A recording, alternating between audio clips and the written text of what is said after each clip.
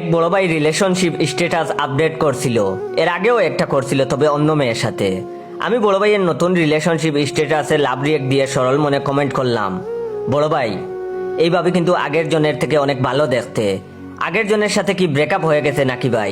এরপর ফেসবুক থেকে log out করলাম। কিছুক্ষণ পর লগ ইন করে দেখি বড় ভাইয়ের আইডি নাই। মনে হয় আমারে ব্লক মারছে। এটা দেখে নিজেকে বড় অপরাধী মনে হলো। ভাবলাম আমাকে ব্লক মারার কারণটা কি সেটাই তো জানি না। বড় ভাইকে সামনাসামনি জিজ্ঞেস করতে হবে। পরের দিন একটা টি স্টলে দেখলাম বড় ভাই চা খাচ্ছেন আর ফোন করতেছেন কারোর সাথে। বড় ভাই ফোন করতেছেন, আমি গিয়ে উনাকে ফোনের মাঝখানেই জিজ্ঞেস করলাম, বড় ভাই কালকে আপনার রিলেশনশিপ স্ট্যাটাসে কমেন্ট করতে বলে আমারে ব্লক দিলেন কেন? আমি কি মিথ্যা কিছু বলছি নাকি? যদি ভুল করে থাকি তাইলে মাফ করে দেন। কথাটা বলা মাত্রই বড় ভাই আমার দিকে অগ্নিমূর্তি হয়ে তাকালেন। এদিকে ফোনের সাউন্ড বেড়ে গেল।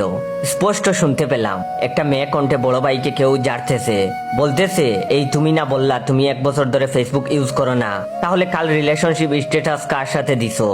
তুই একটা ঠক, তুই একটা গুটিবাজ, তোর সাথে ব্রেকআপ। বড় ভাই তখন অনেক কিছু বলেও উনাকে বুঝাতে পারলেন না। এইবার বড় ভাই ফোন রেখে আমাকে বাঘের গর্জনে বললেন, এক্ষুনি তুই আমার সামনে থেকে চলে যা। বড় ভাইয়ের রাগের কারণ বুঝতে পারলাম না, কিন্তু বই পেয়ে তখন চলে আসলাম। বাসায় এসে ভাবলাম কাল মেজাজ ঠান্ডা হলে আবার গিয়ে মাফ চেয়ে আসবো। পরের দিন দেখলাম বড় ভাই একটা কফি শপে বসে কফি খাইতেছেন। একা না, একটা মেয়েও আছে। নিশ্চয়ই বড় ভাইয়ের কোনো ফ্রেন্ড হবে হয়তো মেয়েটা। বড় ভাই মেয়েটাকে বলতেছেন, তুমি প্রথম, তুমি শেষ।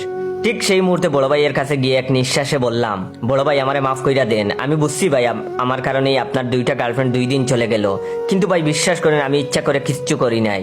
এরপর বড় ভাইয়ের কাছে বসে আপাকেও বললাম, আপা আপনি মনে হয় ভাইয়ের কোনো ফ্রেন্ড হবেন, আপনি প্লিজ বলেন না ছোট ভাই হিসেবে আমাকে যেন মাফ করে দেয়।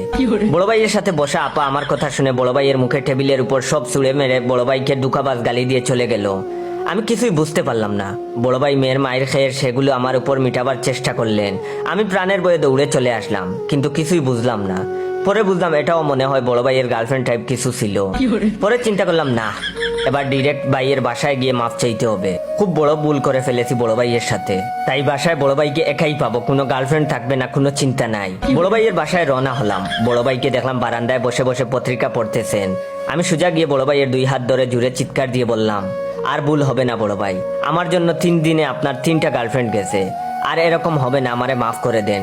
সাথে সাথে দেখি ঘরের ভেতর থেকে এক মহিলা জাটা নিয়ে বের হয়ে বড় ভাইকে গালি দিয়ে বলল, হারামজাদা, তুই ঘরে বউ রেখে বাইরে 3টা গার্লফ্রেন্ডের লোকে চক্কর মারস, তুই আমারে বিয়া কইরা আমার সাথে প্রতারণা করস, তোরে তো খাইছি।